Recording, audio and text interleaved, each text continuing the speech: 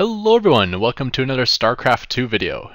This is once again going to be an outside commentary by One Man Zerg and Moderatus of the UEN. Links will be posted to the UEN in the description. My opponent today is another Diamond League player by the name of Lauren, and it's probably important to know the history with Lauren. He was the one who actually introduced me to the UEN, and he found me through my YouTube videos, so he actually knows all my builds. He actually has a variant on my fast expand build order. So I played him TVT before, and he expected my mass air build, and he just went like 1,000 Vikings and missile turrets all over the map, and he like cleaned my clock. In fact, he went so hard that going anti-air to me that at the end I said screw it, and I put down like 8 barracks and started pumping marauders, and I actually made a game of it. But yeah, he took me down. So for this week, since he knows my build, I'm actually going to try something different. Now the problem was I didn't actually practice anything different, so I'm just going to be kind of winging a couple build orders, and it's going to be pretty ugly. In fact, this is pretty ugly on both sides. This may make you feel good if you're like a silver gold level player, because watching this you're going to see a lot of mistakes by both of us that you don't make, and it's like, yeah, I'm better than those Diamond League players. But I think all of our mistakes actually made for a pretty entertaining commentary, because One Man Zerg and Moderatus aren't going to hold back on cutting us up pretty good with some nice jokes. So I hope you enjoy this. And yeah, let's get right into it. So we got an epic battle, guys. We got Terran versus Terran, Ketroc versus Lauren. It's like they're brothers, and they're duking it out. Yeah, I'm curious why Ketroc is actually a... is that a probe there? Yeah. He's kind of betraying the Terran a little bit. He's a deceptive mother effer. He's like, yeah, I usually play Protoss, I'm just playing Terran. And then he swaps you. Playing Terran to go easy on Lauren. Yeah. I always want to press the fast forward button as soon as these games start. I'm like, double speed, double speed. Alright, so up here in the top position, we're going to have Lauren in blue. And down here we have green, which is the best color for Terran, and that is Ketroc. My money's on Ketroc winning this one because of the color. Ooh, that's an interesting bet.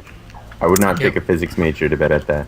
I think everything would be calculated and measured. Well, I mean, if you think about it, the wavelength of green light is much more favorable to fighting on a station made entirely of metal in space than... Yeah, I don't even know anymore. I'm just making shit up. I was totally like, damn, this shit's deep, man. What kind of knowledge is there's going to drop on us right now? Alright, both of them, of course, going with standard depots. I would not be surprised at all to see a ridiculously fast expansion out of both of them, especially because both of them will be thinking the other one is going to fast expand. In fact, honestly, I'd be surprised if we see a barracks before the command center out of Ketroc, considering last time he was playing Icecraft and didn't even get a barracks first. But he is going to go for the barracks. Build. He's going for a refinery first. Lauren's taking the refinery before the barracks. So he's definitely going to want to tech. Could be siege tank, could be a quick banshee, which is very popular on this map, could be some kind of drop. Yeah, However, they're in such he only close proximity. I think he only has 2 guys on gas right now. I think No, he has 3. He has 3. Yeah. Okay. It's so cool. You can click on the refinery now, and it tells you. I completely forgot about that. I only saw him actually send 1 over, so I thought he only had 2 there. But oh, check it out. So Lauren went with an early gas. Ketroc is going with a double gas, but later. So a little bit interesting. They both could be doing the same exact build. Who knows? They could be, but Lauren's factory is still going to be a little quicker, even though the second gas for Ketroc is already up. So the factory is still going to get out a little quicker, and therefore the starport's going to get out a little quicker. Ketroc will just be able to field more tech options at once for now. Kind of interesting building placement here. Yeah, it's a little bit of a wall off. Usually, I think TVT or TVP you want more open bases. Well, he's probably doing it for Hellions. That way, if Hellions come in, they have to kind of go around over to by the other Vespene guys there. Surprised he didn't build a supply depot in the back if he's worried about Hellions. Of course, the factory also going out for Ketroc now. He's on double gas, so he is going to get a lot more gas. He might be going for quick siege tanks.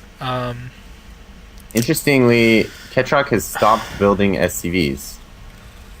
No, he picked it back up. He just had a slight lapse there. In terms of harvesters. Yeah, I'm not exactly sure what he was going for, but alright, now we see the starport and a tech lab going down. I would imagine this means we either have a blue flame drop or we're going to have cloak banshees. We're not going to have any 2-port banshee or anything like that. So yeah, that's not. And not with the bunker going down, I'd imagine this will probably be banshees. Because usually with blue flame, I mean, you'll sometimes get a bunker, but yeah, he just moved the starport too. We definitely have banshees here.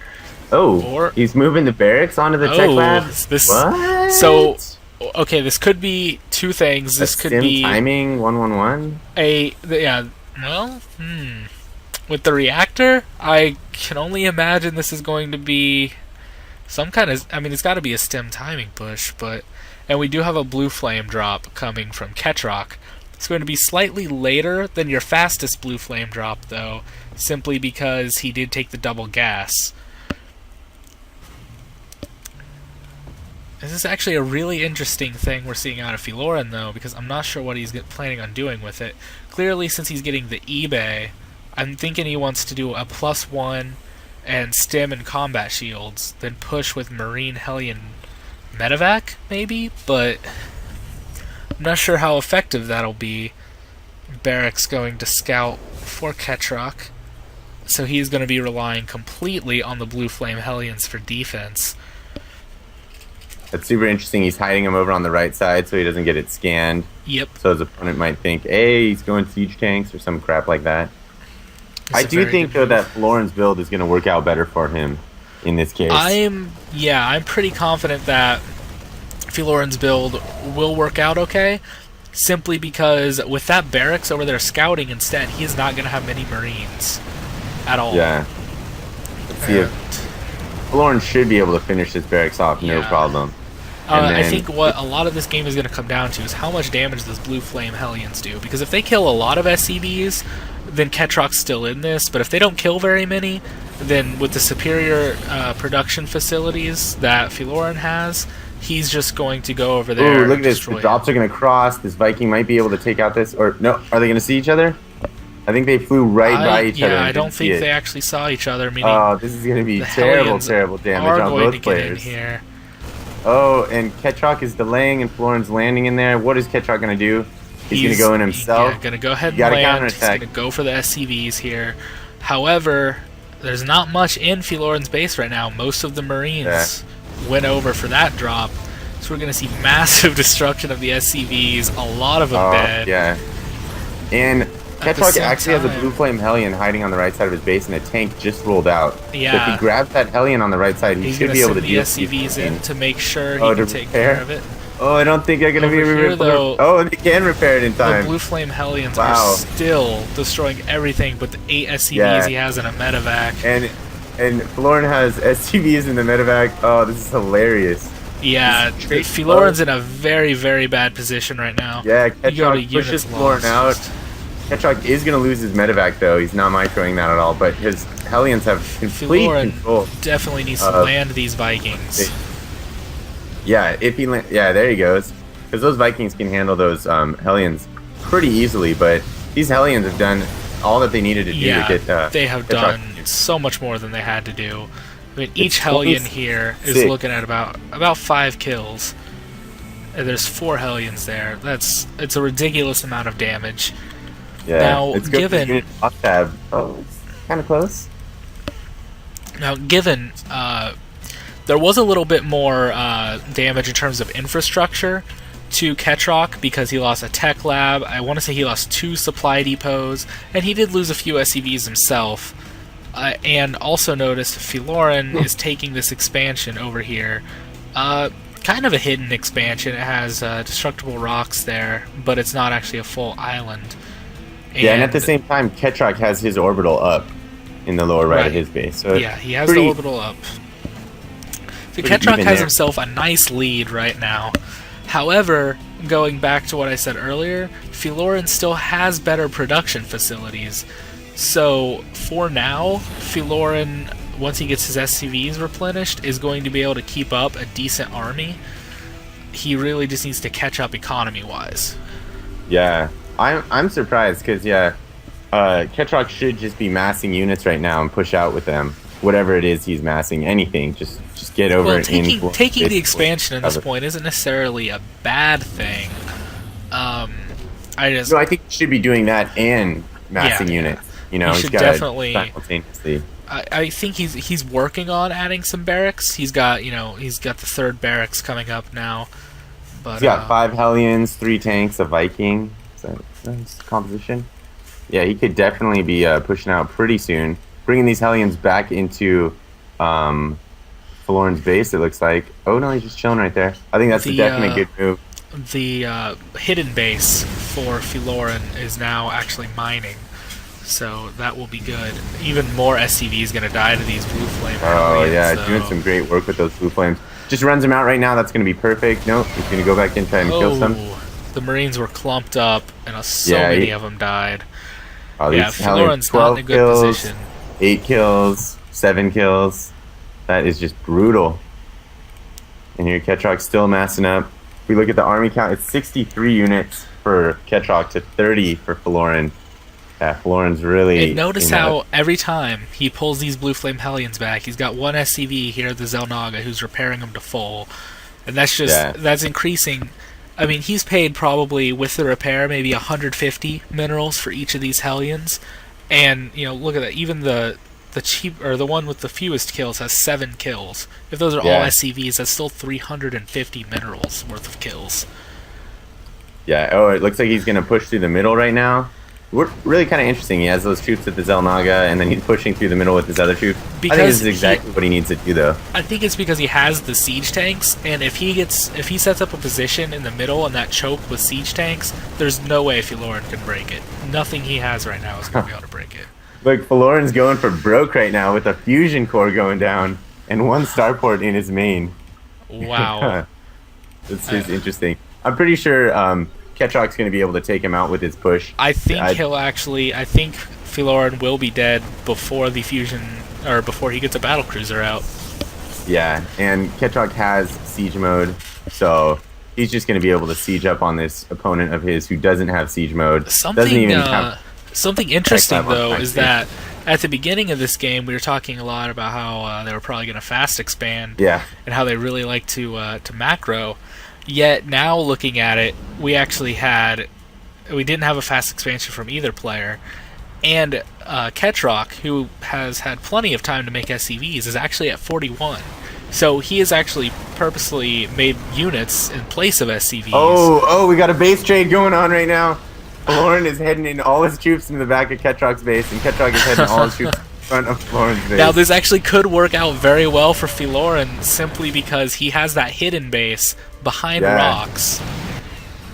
Yeah, and his troops are landing in the back there, just going to destroy Ketroc's base. He is going to lose some medevacs, though. And Ketroc needs to realize this, unsiege those tanks, and just charge in that base with all of his units. Yeah. He's really got to get on that right now. There's no reason to slow play this game. No, he is trying to recover at his own base, but he's just got Marines versus Marines with medevacs, and that combo is never going to work out in your favor. Here he goes in the other person's base, though, taking out these structures, sitting in the middle. Ooh. See, here he's sieging up his siege tanks right here, but I want everyone to know, if anyone's watching, that it's actually better to leave them unsieged at this point, because sieging gives you actually a lower DPS versus armored structures and units, and it has the potential to damage your own units with splash. So this never hidden good base was found, and you see there's another command center going up for Filoran, and he wants to float that away. Yeah, we are definitely in a base trade scenario. If I were Ketroc, I would lift that CC and put it in that upper right base. Something that's actually very big and could actually play a huge role is that Ketroc has 3 Vikings out now, but one of them is injured. Filoran, on the other hand, has 2 that are at full health. So if Ketroc can actually get those 3 Vikings together, he will pretty much have this game won, simply because he can get rid of Filoran's Vikings. However, if Filoran can take those separate, if he can catch this Viking up here, or if he can fight the other Vikings that are down here with his, then he can win it in the same way. This is pretty interesting too. Ketroc is ridiculously supply capped right now. He's at 72 out of 30, and his troops up here in the upper left are not doing anything. He needs to just move those anywhere. Look at his fortified position he has down here. He actually, it's reasonable, but he only has one siege tank, and that's going to get taken out. That's true, and he doesn't have anything to put in the bunkers, but... And he can't make anything out of all those structures because he doesn't have any units. I think he was trying to form a wall around the siege tank. Yeah, he's got to move his army back. His army can take this army out, but definitely he's just sitting on it. What the hell are you doing, Ketroc? You're killing me, man. Not quite sure, but he is going to take the island expansion. Around the same time, it looks like Fëlorinn is going to try to take the gold, but he is going to get caught. Yeah. Ketroc, I think Ketroc is just going to try and take out Fëlorinn actually still has an SCV. It's down here. I don't know if it's been scouted or not. I can't really know for sure right now. Yeah, this game is pretty hilarious right now. It went from being like oh, it's gonna be GG right now. Force GG. There we go. Ketroc takes him down. Really just did more damage on his harass than Fëlorinn did. Yeah, that's pretty much the entirety of that situation, or the entire game, came down to that Blue Flame Hellion harass did a ton of damage to Fëlorinn. Far more than he could possibly recover from. Getting these games started pretty quick, always good. Alright, so this map, I think we will see fast expansions. I'm gonna say it, because even though we didn't see it last time, this map, it is a 4-player map, so you don't necessarily know where the other guy spawns. It's got a super easy to defend natural. You can have tanks up on the ledge, and the choke is tiny. And yeah, I think we will see fast expansions this time, instead of... I would say Fëlorinn's build was kind of weird. I'm not sure exactly what he was going for. Ketroc was a pretty standard Blue Flame Hellion. And Icecraft has left the game. Oh, sad face. Icecraft is gone. Yeah, I would expect expansions too, especially in this position. Is this the farthest positions you can be in? Yes, cross position is the farthest. I think it's the farthest, and it's the farthest both air and ground, which is important because the second farthest ground one is actually the closest air position. Yes. So it's kind of weird how that all works out. But that's how it works out. Yeah, I would expect a fast expansion from these guys too, because that's their playstyles. But a lot of times people change up their playstyles especially when they play people they know. But I always recommend not changing up your playstyle very much. Like if there's something a little bit different. You know what happens when you change up your playstyle. Yeah. Yeah, if you guys are going to watch the GSL, someone changes their playstyle up a bit, and I don't know if it works out too well for them. Yes. But, yeah. So Fëlorinn, both of them getting a depot. Fëlorinn going with a depot close to base. I always like that in the gas TVC first matchup. Again. Yeah, instead of weird. barracks. I'm not sure. It's weird too because they haven't tanks, even scouted each other, you know. And he's going with that. Because if your opponent's in close position in this lower position, and he goes, say, 2 racks opening against you to apply some early pressure, you could really if you go gas first, like if you go gas first and try to attack, and they go 2 racks in close position, you're pretty much dead. There's not much you can really do about it unless you scout it early enough. You can get a bunker up.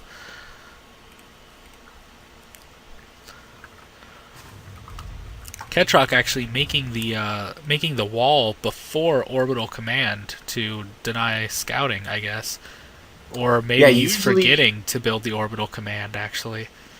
Well, no, he doesn't have his barracks up yet, so he couldn't do it. Ketroc does. No, Ketroc just finished. Ketroc's on the left. His barracks just finished. Like, that's his first marine he's producing. Really? Yeah. So he made the wall Fëlorinn got his at like the same time. Okay. Then what did he do with all his money? He's storing it. Oh, there he goes. He's building it now. Okay. I don't know. But I swear he just did that. I have no Oh idea. no, oh no, that's his second marine. Maybe right. Maybe I'm wrong. I don't know.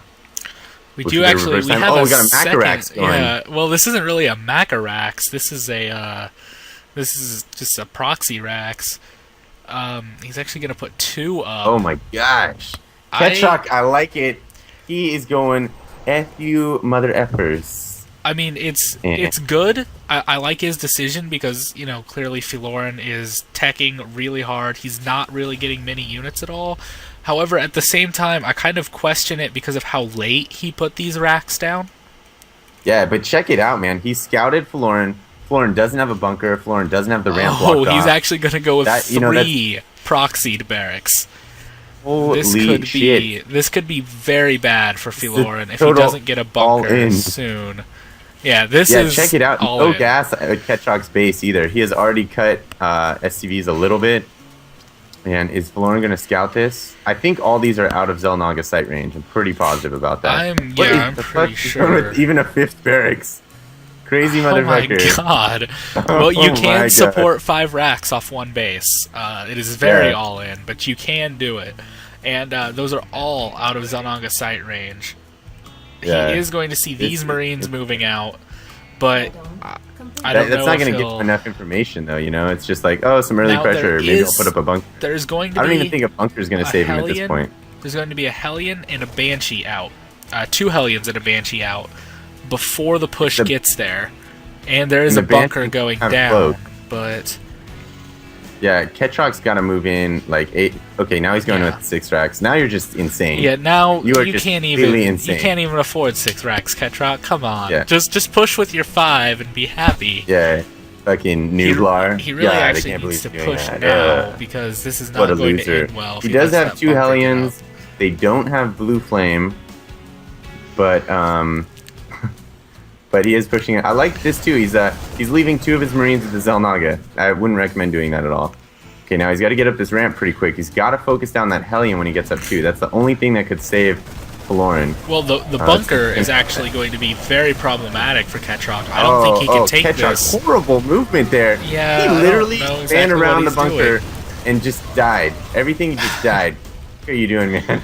Yeah. Okay, so you guys, you got to get a little micro lesson here. What you're gonna do is you're gonna right click, then you're gonna press E, then you're gonna right click, then you're gonna press E. Well, or not E, hold position, whatever hold position is for you. That's how you do it. So you H. move and you shoot at the same time, right? And that way you won't get that thing like he literally lost 6 Marines for no reason whatsoever. Oh, and Yeah. this Hellion's being repaired. Florin's handling this beautifully. See that move in that he did there? That's really poor, actually. I mean, Yeah, not all of easy. his units were attacking anyway. Now, if he had extra units behind that couldn't attack, that would have been a reasonable move. But yeah. Even then, you want to do the pump action moving. Yeah, you know? you Now wanna gotta go move up in. that base. Took out all that defense. Go up now. yeah, His timing is especially so because critical. the bunker is salvaged. There's nothing there. He could actually move up, and there's an expansion down. Yeah, There's and nothing it- to stop it right now, but he's just waiting. Yeah, I love how he built the engineering bay. I guess he can get turrets out of it, but he doesn't have any gas, so he can't research anything. There you go. See, he's moving up, but now he's Actually a facing 2 Hellions. Very when bad he could have spot killed to this try to. shit. You don't want to attack up a ramp when there's Hellions shooting down at you. Yeah, I think he's still going to be able to take this, but he Maybe. is I mean, definitely even then, it's getting very pretty damn quickly. close at this point. He's just got so much production though on Yeah, Florin that he should be that's fouling these Marines into the base and then taking it out. And Florin really needed to keep that bunker in Yeah, place. if the bunker was still there, this game would actually go to Filoran. There's no way that he could have taken that bunker the second time. That's a very good position to be fighting SCVs in. Why is he microing it's back? pretty good, but at the same Marines were time, good there. he should be microing back from him. Oh my god, this game is lasting way longer than it should. Way longer than it Way should. Florin should have been longer. dead like 5 minutes ago. And see, he's still on move. You gotta put yourself on attack move at least. You know, so there's Mule like gonna 5 take buttons, it down. right? Can you click on units, Medeiros? Any unit? I click on a Okay, unit. so if you look at the grid in the lower right, there's this attack key. It's in the upper right of that grid. So you click that, you left click that, or you hit A, or You hit T. A. if You you're on- don't. You never click these. You hit A. Yeah, you never click them. And then you left click on the ground, and then your units will move to that place in the ground. and attack anything on the way there, so that they will never just run by while getting shot at. They'll actually shoot back or try to fight back. He is actually losing so many Marines to these SCVs. He really shouldn't be. He needs to either decide if he wants to micro the Marines and micro back constantly, or if he wants to just get in a choke and actually fight them. Yeah, and he needs to keep going back in this base. Every time he stays out of the base for a long time, he lets Faloran reproduce his troops, and he gives him a chance to come back in this game. I think this is GG. There has to be a serious miscontrol here for He's Faloran. Been seriously miscontrolling the whole game. But this would have to be pretty bad. He's behind the minerals even. I mean, oh my god, get the fuck back in has there, had alright Banshee control so far, but I mean, he's just preparing his Banshee. Oh my god, Hero Banshee. that Banshee might actually... Oh, never mind. He stopped preparing for a second. I think he might run out of minerals on his base. His mineral patches are actually getting low, and he's on a one-base attack. Oh my god, I don't... He actually just lost a patch. One of his mineral fields is actually mined out. This is the slowest 5 racks rush I've ever seen. Not to mention you should never 5 racks rush. You should only 4. There's been so many... there we go. Finally the GG. My eyes are bleeding. My eyes are bleeding. Like, I applaud Faloran's control there. He used the Banshees very well, and he positioned the Hellions so they were hitting multiple Marines all the time. Ketroc could have had that game much earlier. When he saw the bunker, he either should have, killed the units around it and then attacked the bunker, or he should have just ran by it. He was really indecisive. He started to move up, he shot the bunker a couple times, then he started to run away, then he tried to attack again, and then he decided to run away when he only had 4 Marines left, and it just... Yeah, so Faloran loses that series 0-2 to Ketroc in some pretty close, interesting The first game, Faloran reacted poorly to the Hellion harassment. Well, I wouldn't say reacted poorly. He didn't have any units left at home because his units were somewhere else. And it was a really interesting... A lot of damage, and there wasn't really a way for Faloran to come back from that. The second game, I don't know. Yeah, I thought it was really curious too because Faloran moved out on that. The first game was really awkward because Faloran actually had an advantage, and when they flew across, the flight paths were different so much so that they didn't see each other, so they both just ended up dropping each other. And Faloran actually had a Viking. If he would have left that Viking at his base, he might have been able to thwart off Ketroc's attack while at the same time dropping in Ketroc's base. But then I think he brought the Viking for protection, which isn't necessarily a bad idea, but I just don't see it very often. I think why he brought it is so that way if Ketroc had gone Viking first in order to stop drops, then the Vikings would have actually just fought each other, and it would have his drops still would have been there. If the guns are churning, your ass is burning. If the guns are blazing, your ass is a-raising. I don't know. What do you want from me? Alright, for today's thumbs up fact of the day, we're going to cover the Marine micro at the end of the second match. The commentators were basically calling it the worst thing they've ever seen, but I'm actually going to use it as a tutorial for what to do, not what not to do, because I actually think a lot of things are done correctly. I got a little bit of a bone to pick with the commentators because I believe in a couple instances they're incorrect, and I actually think I did fairly well. Obviously there's mistakes made, but yeah. First of all, they are saying in the commentary that you can only support 4 racks or 5 racks on one base. I'm not quite sure what that is referring to, if it means it including upgrades or includes constant SCV production, but I mean your income should be somewhere in the the 900 to 1,000 range if you saturate these mineral patches well. And if we take a look at a barracks, you can see a Marine costs 50 and takes 25 seconds to build. So every minute each barracks is doing you can spend about 110 minerals on the barracks. And since that's the only thing I'm spending my money on, this is all about getting Marines as fast as possible, so I'm not wasting time on reactors and not wasting time on upgrades or refineries, and I've stopped my SCV production. So this is my only expenditure of my income. So at 110 minerals per minute, that means you should be able to afford 8, possibly 9 barracks off of one base. So yeah, let's get into the micro of these battles. So this is obviously going to be a blind attack for me. I have no idea what's at the top of this ramp. So yeah, as soon as you see it, you gotta make quick decisions on what you believe is best to handle this fight. So there's my view, and I'll just pause it here. This is what I've seen. I can see a bunker with an SUV there to repair. We got a couple of Hellions, and we got Banshees. The first thing that occurs to me is I'm not going to win this battle. So it's kind of decision making on what to do. I kind of moved up on A move, so my first little barrage just went into the bunker, I believe. But now I'm going to move up. I'm going to take a pot shot at this Hellion to snipe it down. And now I'm going to decide to move out of bunker range. So I'm going to come over here, or possibly move up here, depending on whether he chases me or not, and try to attack him out in the open here. Hopefully he won't empty this bunker, so it'll just be the two Marines, the Hellion and the Banshee. Now, in moving to the left, you have to be careful of this. I am clicking over here, obviously to move to the left, but at one point I misclicked and pressed the bottom of the cliff, and now even though this is to the left of my units, the only way to reach this space that I have highlighted is to go back down the ramp. So you can see this misclick is going to completely make my units dance. I'm going to move to the left, and then back to the right, and then back to the left again. And instead of ending up with like 6 Marines, I'm going to end up with 3. So, yep. Okay, I'll agree with the commentators there. That was completely terrible, but it wasn't my plan. Obviously, that was just to do with a misclick. So next wave here, and looks like Fioloren's going to move out, and by salvaging he turned this into like from an automatic win basically into an automatic loss, because this would have been difficult for me to bust this ramp with the bunker at the top. I mean, it's not impossible, but it would have been difficult.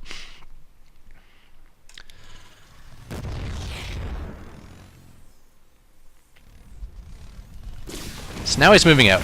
And let me ask you, in this production from my opponent, what is the threat? He's producing Marines, he's producing Hellions, and he's producing Banshees.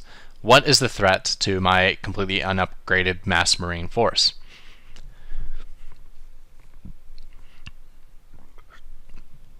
And right there I was allowing you to think, and I was also burping.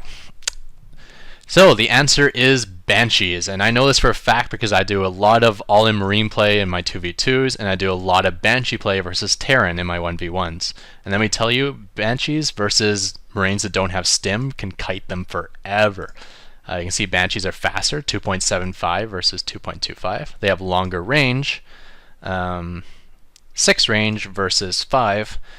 And a lot more damage. They're going to be two-shotting Marines, as they do 24 damage per barrage. And Marines, with their 6 damage, would probably take, I don't know, maybe 25 shots. 120. Yeah, probably about 25 shots to kill a Banshee. So that means you can kite them for a long time. You move back, you fire, you move back, you fire, you move back, you fire. And the Marines will just be chasing the entire time. Now when you fire, you only have a 1 range advantage. So a Marine or 2 might get in range and to get a pot shot off, but it's only going to be a Marine or 2. So every time you fire, you're going to take 6 damage, maybe 12. That means you should be able to pick off a lot of Marines though during that time. It doesn't really matter if you have 30 Marines chasing you, only 1 or 2 is going to get in range to fire at you. So you can keep kiting, kill off a good, 6, 8, 10 Marines, and then when you're in the red, you can just fly away, head back to your mineral line, and repair back up and come out again. So that's why there is such a serious threat when microed properly. Now, in this battle, the commentators say I move forward for no reason whatsoever, because everything's already in attack range. And I move forward because I'm trying to snipe the Banshee. And the reason for that is the Banshee's not under attack, but when I want to snipe it, I want to be right close to it when I start to snipe it. That way when he sees it's getting attacked and decides to run away, it's going to be too late because he's well within my range. I got a range of 5, and I'm basically maybe 2 range away from him right now. So had he decided to run away right now, it'd be too late. Because even as running away, I would still be in attack range. I've mentioned the same thing when facing Void Rays. You really want to get in close with your Marines before you start attacking. That way you get all of them attacking at once, and you're close enough that he can't flee. So same applies for Banshees, and that really is the only way I can lose, is his Banshee control, now that he doesn't have a bunker. Now at this point the commentators are saying Ketroc really has to move in right now, he's got to move in. And I'm like, no, I don't have to move in, I need to mass up so I can kill the bunker. And you're saying, what bunker? Well, from my view, he still has a bunker. and there is not a reason in the world I'd ever think he would salvage this. I mean, I've basically made it obvious I'm all in Marine place. All he has to do is stay alive to live. I would actually almost expect maybe 2 bunkers if I came up. So really, I'm just trying to mass up a large enough force to move in and snipe the bunker. I would be happy if I could kill the bunker and sacrifice my entire army doing it, so at least it won't be there for my next wave. And notice there I did have some weak Marines. Before you move in, you don't want them in the front because they'll be the first ones to be attacked and will instantly die. Instead, I put them in the back.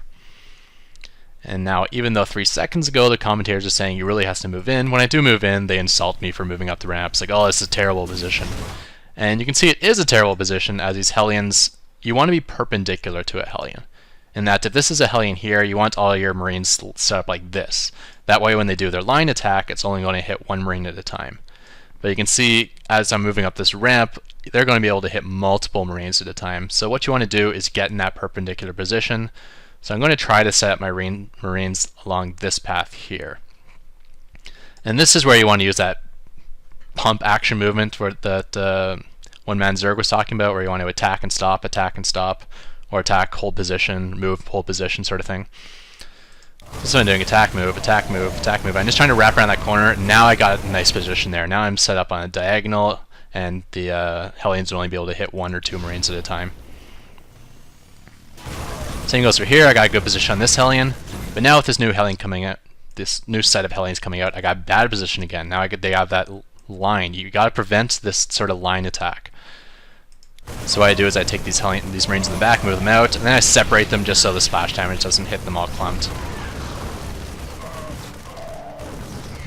Like, you really don't have to worry about Hellions because they are really weak and they can't kite Marines. So you can take them out easily, but at the same time, you don't want to allow them to get like ridiculous amounts of splash damage on your Marines. So here I got an engagement. I'm just pulling back because I'm a little bit out of this nook, just pulling back into the nook. And then I see this Banshee flying in. It's like, okay, I gotta get this snipe opportunity. It looks like it's rallied. Yeah, see, it's rallied here, so it's not even pulling back. So I wanted to snipe it, and I didn't notice that a Hellion is going to pop out at the same time. And this is what I was talking about with Hellions. Yeah, they're weak, but if you're not attacking them and you're all clustered up like this, they're going to do a lot of splash damage. So in attempting to focus fire down this Banshee, this Hellion is actually going to destroy my Marine force. So next wave coming in, and same thing. They say I don't know how to use attack move, but basically you want to snipe the Banshee. So getting close and then attack with everything at once. And that way he has no chance to retreat. Had I known he was in the red health, I guess I could have just attack moved, but I didn't actually know how much damage I did to it. And this is, yeah, just wasted away. Obviously, you want to be in like nooks, like here, or maybe like in here. Those are good places where they can't get a good SCV surround. Or you want to be like doing that pump action as you're moving back and attacking. Oh, that only works so well as you are slower. This was obviously a giant mistake right here. What happens is I'm on attack move. And this Hellion's going to move back, and some of my Marines are going to chase the Hellion, and the other ones are going to be left in the back attacking structures. So my Marines get all separated, and then he pulls the SCV, so I just attack, and yeah, this is going to go bad. Everything's getting easily surrounded. Again, you don't want to allow SCVs to get like full surrounds, and almost every SCV there is able to get into attack.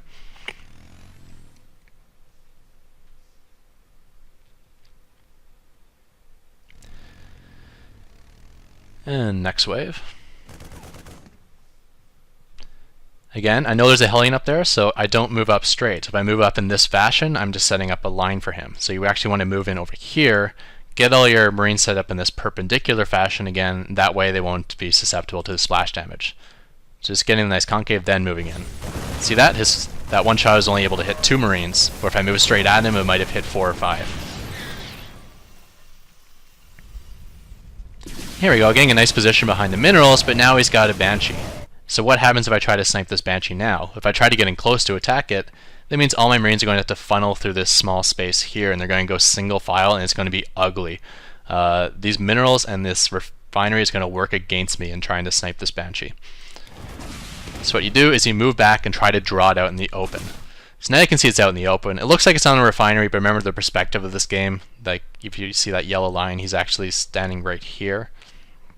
So he's out in the open. So now to run away, you charge back in and try to take it down. Which I do, but he's got a lot of stuff repairing. So I'm actually going to switch to focus firing these SCVs, which works well for me. You can see I'm taking out a lot of SCVs. And I even get the Banshee as a bonus. I wasn't actually trying to focus the Banshee, but... And again, he's going SCV attack, and again, I'm set up like really wide and open. He's going to be able to get a good surround to cover a lot of these Marines.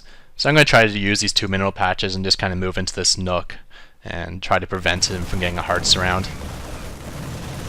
So there I move in, and it kind of worked. Not really. But it allowed me to get a couple extra kills I wouldn't have otherwise. And it looks like he has too many on auto repair. He's not actually attacking it really well. And with this next wave coming in and Fëanor only having 8 SCVs remaining, that will be the end of this. So yeah, I don't think I could have shown that video without explaining some of this stuff. I mean, the biggest thing is that the Banshee was my only threat. I mean, if he's pumping from 2 barracks and a factory with a reactor, there is no way that production is going to be able to beat out my production of like 8 barracks, wherever I have here. I got 5, 6, 7 barracks. So yeah, my 7 barracks production will always beat that. My only threat to dying, well, other than the bunker, which was salvaged luckily, is the Banshee micro. If he's doing proper Banshee micro, he can kill an insane amount of Marines. You really need stim packs to do damage versus Banshees, because it's just so easy for them to kite you, kill off a bunch of Marines, and then just pull back and repair up again.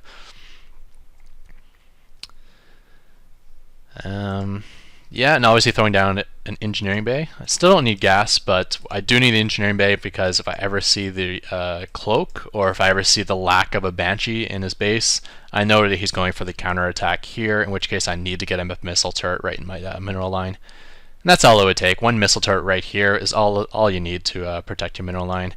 I mean, obviously you can come out like over here and maybe like poke away at some of your SCVs and get a couple kills, but there's no way he can actually shut down your entire mining operation if you have a turret in your mineral line.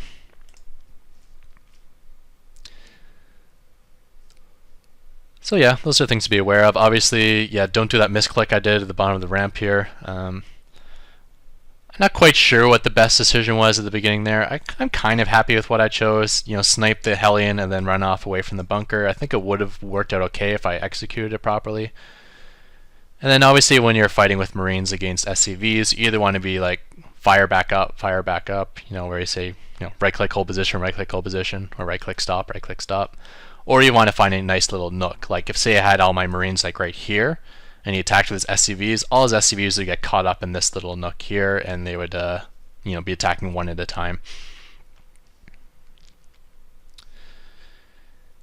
That's about all I had to say. The other thing I was doing was I was making sure I always had some extra orbital energy just in case I ever had to scan. Because I was expecting Cloak to arrive at some point. I figured that would be his... I figured he would think that would be his one way to win this game, is to get Cloak done and then force me back. So I was saving scanner sweep energy for that just in case. And that's all the babbling I can think of. So with that, we're going to call out the end of this VOD. Thank you, everyone, and goodbye.